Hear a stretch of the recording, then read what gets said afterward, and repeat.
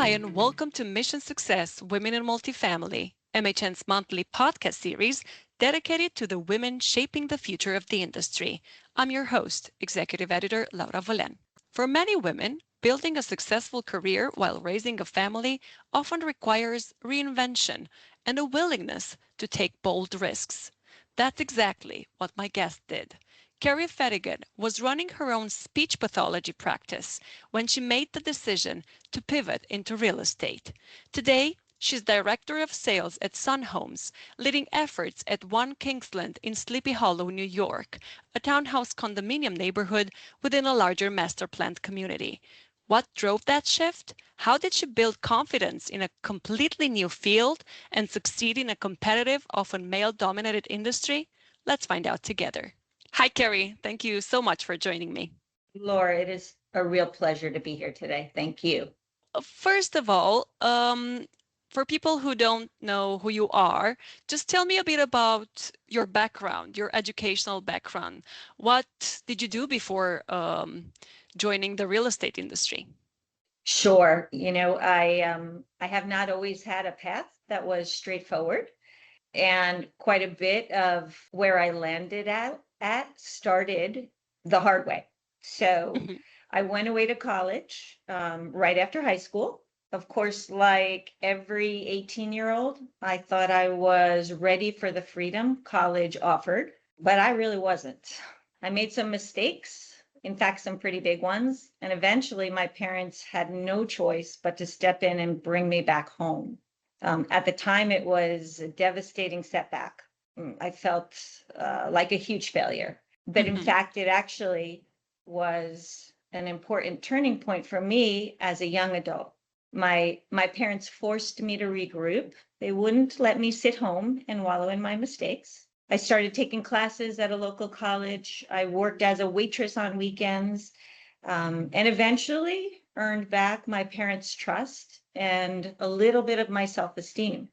When I returned to Albany for school, I still didn't have everything figured out. I attempted every major I could think of, but nothing felt quite right. Then I took a communication disorders class, and that's really when everything changed for me. The class actually brought me back to a memory of my younger sister in speech therapy when we were kids. So something I hadn't thought about in years. I remembered summer days sitting in a hospital cafeteria, drinking chocolate milk and waiting impatiently while my sister was lucky enough to go off and play with a really nice stranger. And when she was finished, she always had with her stickers and a lollipop. I actually never realized as an 8-year-old that what was really happening was meaningful work that was helping my sister. But thinking back to that moment, something really clicked for me. So I went on to graduate with a degree in communication disorders. From there, I went on for a master's degree at Columbia University's Teachers College. Wow. And soon after that, soon after graduated, I landed my first job at Lenox Hill Hospital. Working at the hospital was fast-paced, it was demanding, and it was incredibly challenging. Over time, something very unexpected happened. A few patients asked if I would see them privately. So I started seeing clients before and after work, not really as part of a business plan, but it was simply what my daughters would call a good side hustle. So slowly, though, that side work began to grow, and eventually it became a full private practice. On the Upper East Side, I established 2 offices. I brought on other clinicians as the practice grew, and I was really happy and really loved my work. When I think back now, I realize that that was my first real entrepreneurial moment, even though at the time I didn't recognize it as such. So that's really my background before entering real estate. And then what happened? What was the moment or the series of moments that made you realize you were ready for a complete pivot? Yeah, that is a great question. And the truth is, there wasn't a single defining or aha moment. My pivot was much more gradual It really was shaped by changes in my personal life. In the early 2000s, I was living in Westchester County and running a successful speech pathology practice on the Upper East Side. Life was busy for sure.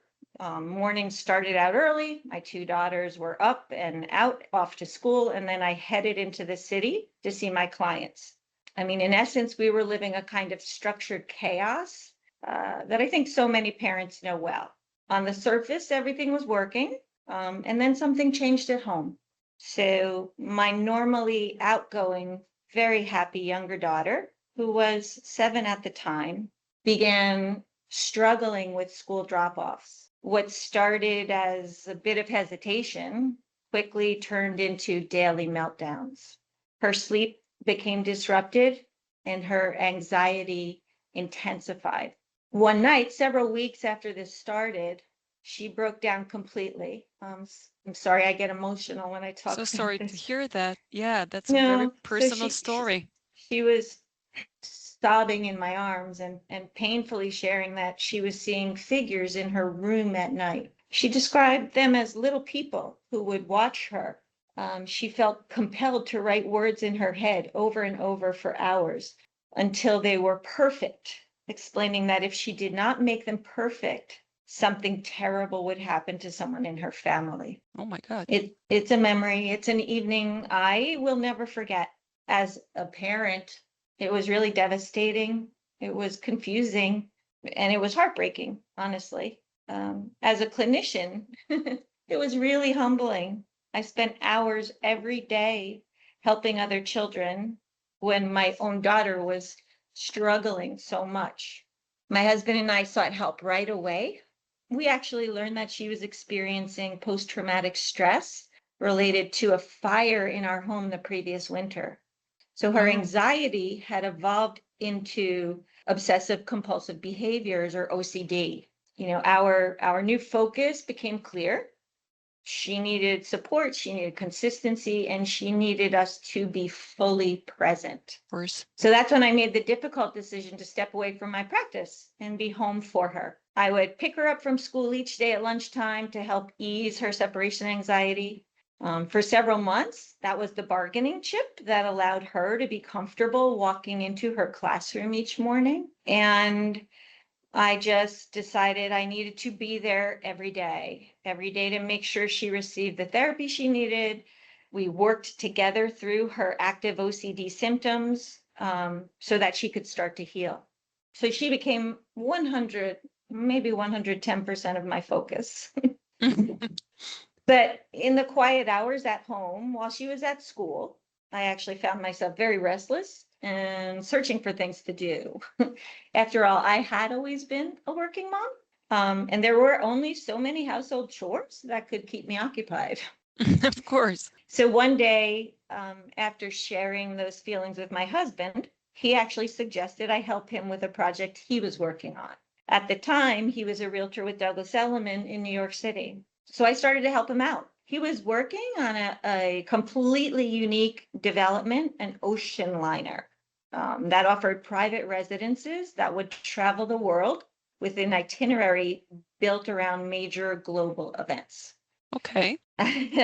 Crazy, right? I stepped All into right. his world to what I can only describe as something completely left of center for me. It was creative, it was unexpected, and completely outside of any of my past experiences. I began working on his project during that quiet time at home, and eventually I carved a role out for myself, focusing on building the strategic partnerships to support the sales efforts. That was really my first foray into real estate, and specifically into helping to build new and unique communities. Circling all the way back, though, to your question, I know I was a bit long-winded there, Laura. No worries. No worries. But my career change was, again, for the most part, unintentional. It was a complete surprise that really began when my family needed me to pivot. Yeah, but leaving something you had built, like your own practice, and it was a successful one, must have been really hard. What was the hardest part of that transition for you personally? It was really hard. And I held on to both paths for as long as I could. Eventually, the time commitments for each became too challenging. So I knew I had to choose one. To your question, I think what I loved most about my job, I'm not sure how to say it, was the value that young children provided in helping them. They returned so much love and joy. So it was really hard to separate from that kind of engagement. Mm-hmm. But when I made the decision, I knew that I would always have the expertise I had developed in my first career as a speech pathologist, and that I could always return if I failed in real estate. It's something I always had and would have. So I think Right. that made the change a little bit easier for me, right? A Yeah, little bit knowing less that risky. you could get back to it anytime you wanted, right? Yeah, absolutely. Real estate allowed me to grow in a new direction that I was excited by. I do believe, looking back, that we all have time for multiple careers. Should we choose them, or in my case, should they find me?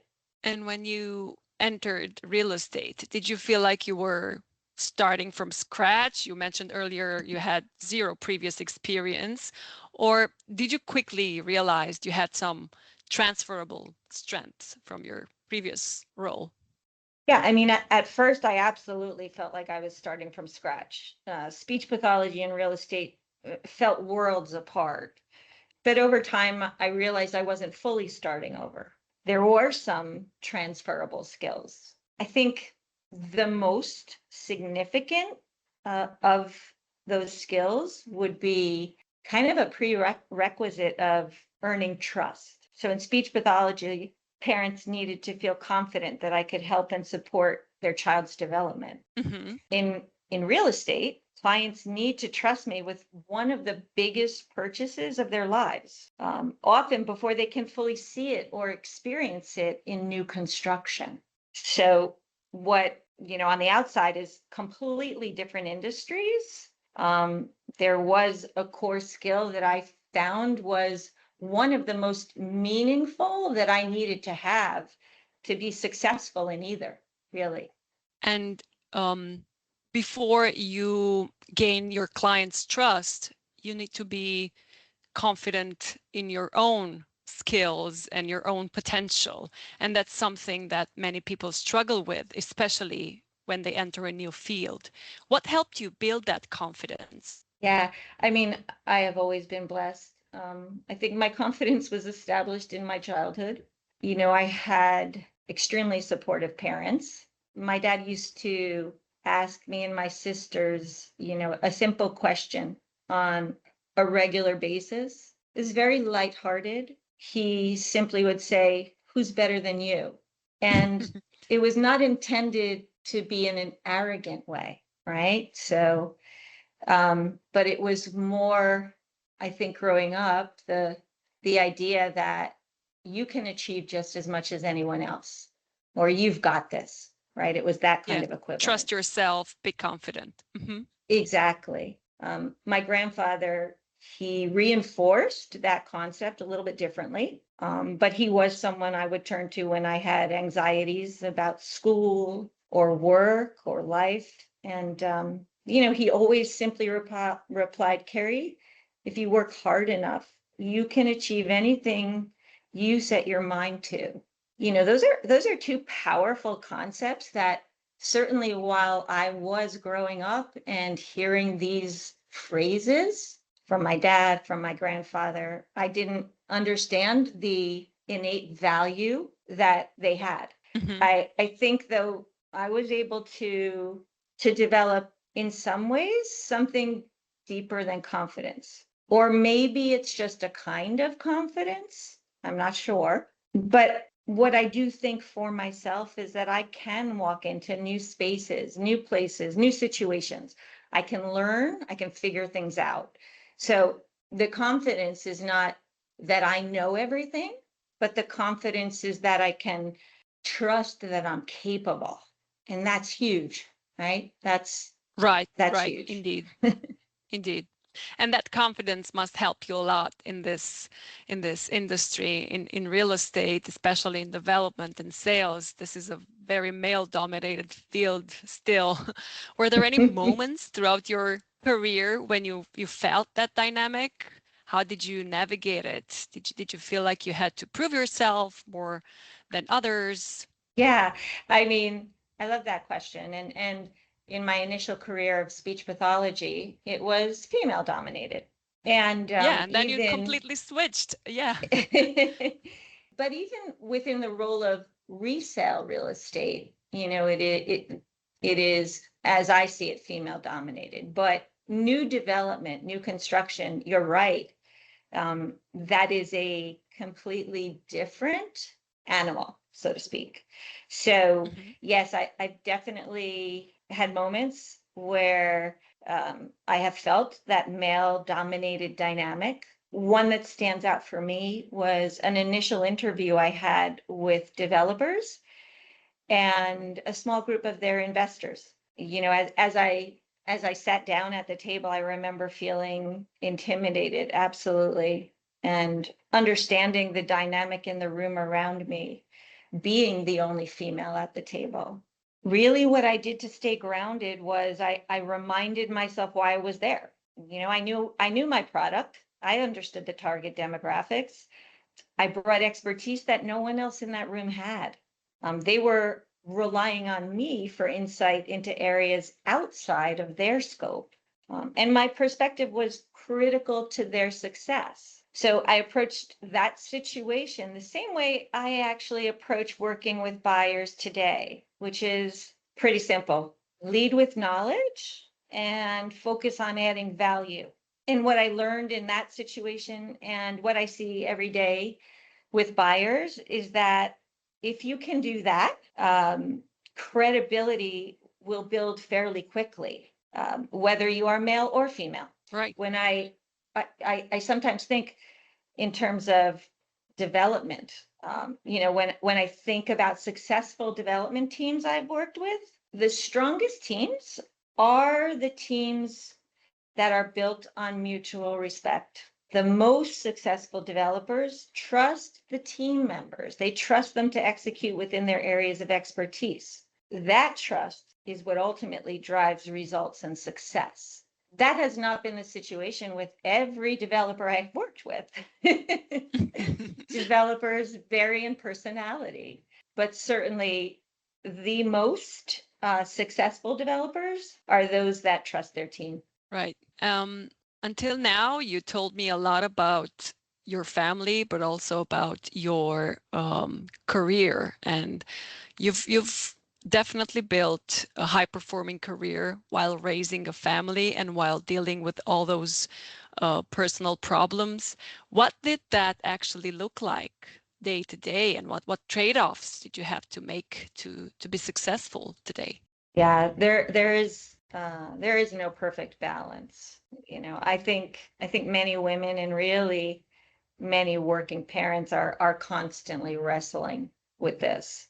One thing I learned was to give myself grace. There are absolutely times when work requires more of you, and there are also times when your family does. Exactly. Early in my career, when I was in private practice and then as an independent contractor, I had some flexibility, but it was still a constant balancing act. I tried to be present when I thought it mattered most. I tried to make sure that I attended all school events and games and competitions. But looking back, I also know that there were probably some everyday moments that seemed small, but were important, and I missed them. I think that's inevitable when you are building a career, but I try not to beat myself up for that, right? There was, for me, at the end of the day, my family always has come first. Looking back, there was actually a pivotal moment in this balancing act for me. I was now in real estate. I was with a well-known New York City firm, and I was representing a new condo project in Larchmont. I had been invited to present at a new development company event in the city. And that same day, I had a family emergency and had to cancel at the last minute. Oh, Not a good time. The definitely following not a week, good time. yeah, not a good time. I can still remember. The following week, I was called into the executive office, and I was told that I would never likely be given that opportunity again. I left that meeting shaken. It was definitely a moment where I questioned myself and the ability to balance it all, obviously. How In did you push hindsight, through that moment? so, again, looking back, what I realized, but wasn't clear at the time, was that it was actually another turning point, because instead of pulling back, instead of giving up what I wanted to achieve in a career, but also how I wanted to be as a mom, that I made the decision to step out onto my own, to become my own broker and work directly with developers. It was definitely a scary time, but what it really taught me was to be very mindful of the energy that I allowed in my life. At my company, I assessed that I would now have limitations put on me. And I wasn't really ready to accept that. So I made the change. I never looked back, and it has worked out well for me. I do believe, though, that when you can, I will always say, when you can, choose that softball game or choose that recital. Your career is a long journey. You only understand this with time, right? But your career is a long journey, and you can grow and you can succeed over time. That's But a your very children are only little for a little while.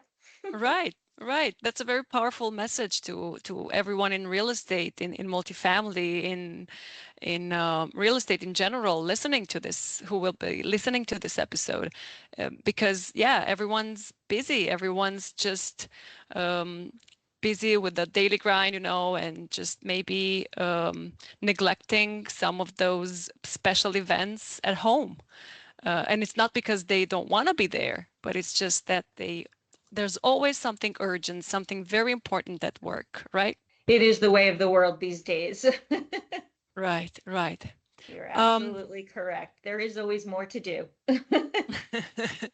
Kerry, at this stage in your career, how do you define success? What are you most proud of? I love that question, because I think that as individuals, we lose sight of our successes, frankly. So the question really helps me focus. I mean, professionally, I define success by having my voice heard and my expertise trusted. It's working with a team that I respect, where I can support their growth and they can support mine. In a very tangible way, here at One Kingsland, success has been the past year of working and selling new development homes, selling 60% of them out with no built homes, with no models. So having trust and being able to relay to possible owners the benefits, right? And the success of this neighborhood is very tangible for the last year for me. But I would say within that realm, success is also guiding the buyers through really complex decisions.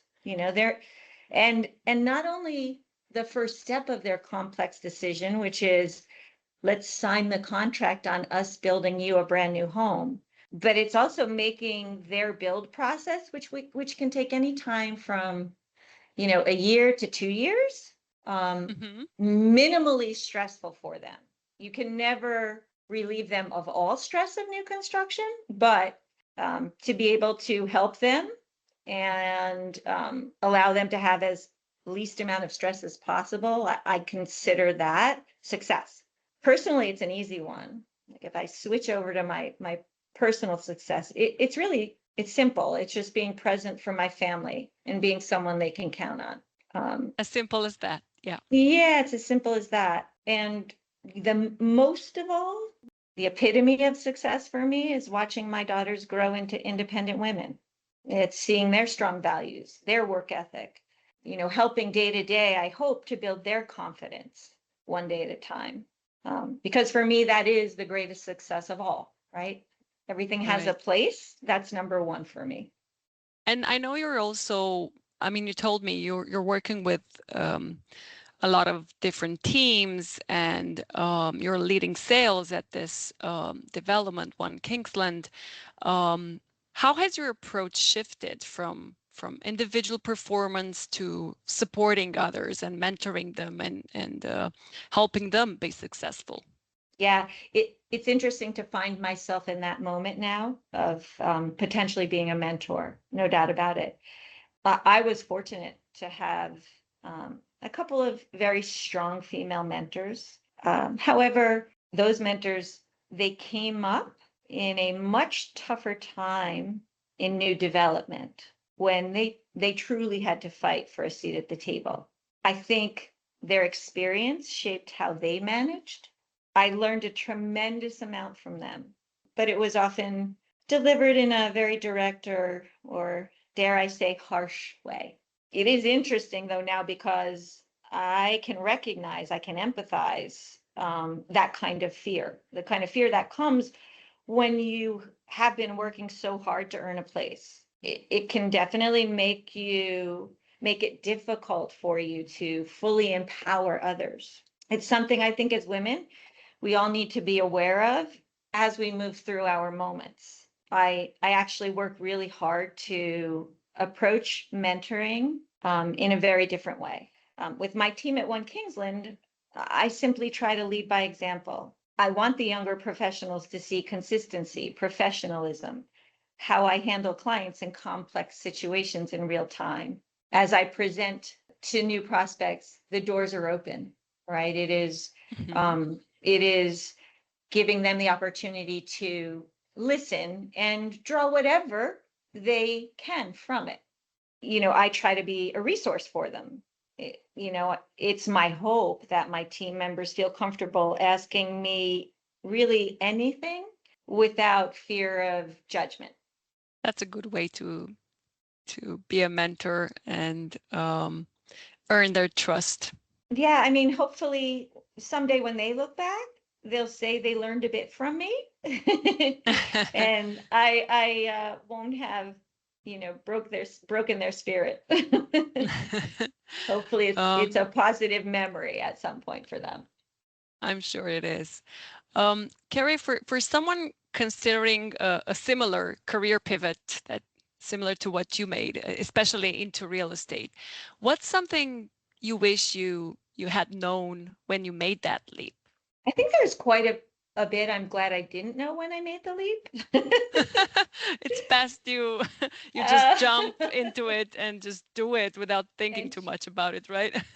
just go. But I would tell them there's plenty of time, right? Give yourself permission to grow. Give yourself the permission of time to grow. Learn as much as you can. For me, I think confidence in any new career is built through experience, and that's something you can't rush. Like there's no shortcut to that. Yeah, you have to But build it. right, and you do have plenty of time. Learn your product, learn your market. The more you do that, the more confidence will come naturally, right? Hmm. Expertise is what allows you to quiet the naysayers who are out there, but also the negative, thoughts in your brain. So for me, it's all about take your time. Again, give yourself permission to evolve. You are not on a super highway, but it should be more, in line with a driving along a windy country road, take it Hmm. in and enjoy it and allow yourself the enjoyment of learning. Is that what you'd also say to yourself if you could just go back and speak to yourself on your first day in real estate? Absolutely. There's no doubt about that. There is a component of my personality. I was fortunate. I had a very successful private practice. Hmm. And so that can also be a very high bar that someone sets for themselves. Um, Right. and I wish I had given myself a little bit more time or the recognition of it will take time. You'll get there. It will take time. Don't forego other aspects of your life that are equally, if not more, arguably important, because you'll get there. Work hard, you will get there. Yeah. One last question, Kerry. What would you say to women entering the industry today who may not feel, at least not yet, confident enough or may not see a clear path forward? Another great question. And within the real estate industry, there are multiple paths to take. I think I would advocate for someone who is new in the industry to look to partner with a professional who has been in real estate for some time. To me, they will give you the tools. They will help give you the tools you need to grow, to make sure that you love what you do, right? Because you are going to have to work hard, right? So by working with somebody who has been successful, who can teach you the ins and outs of real estate, not only can they support your confidence, right? Your information or your expertise and growing that, but by working with them, you will determine for yourself if this is something that you love and something you want to pursue for the next, 10, 15, 20 years, before you make that final decision. Kerry, thank you so much for sharing your story with everyone. It's truly inspiring and emotional. I want to thank you for having me on. It is wonderful to be able to look back a little bit and view myself for a few minutes in a different light than my normal competitive self, who is just looking to continue on my day-to-day and what more can I do. Sometimes it's good to see what I have done. Yeah, just pause a bit and be thankful for all that you've achieved already, instead of just focusing on your next success or big success, Absolutely. Yeah. Absolutely, Laura. Thank you for listening to the May episode of Mission Success Women in Multifamily. If you enjoyed this conversation, check out our website on the third Thursday of every month for another inspiring success story. And to make sure you never miss an episode, follow the Lease Up on your favorite podcast platform. That's where you'll find all of Multi-Housing News' podcast series, including Mission Success. Thanks again for listening. Till next month.